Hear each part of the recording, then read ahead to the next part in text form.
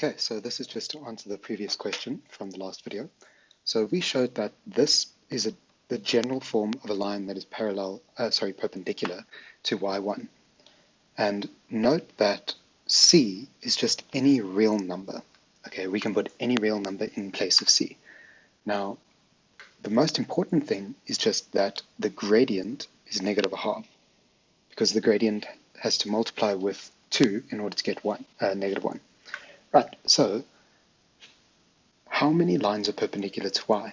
The answer is infinitely many, because whatever we substitute for c, we'll get a different line. So negative a half plus 1 is one line, negative a half plus a half is another line, and you can just put any value for c in as many real numbers as there are. And since there's infinitely many real numbers, there's infinitely many lines that are perpendicular to y.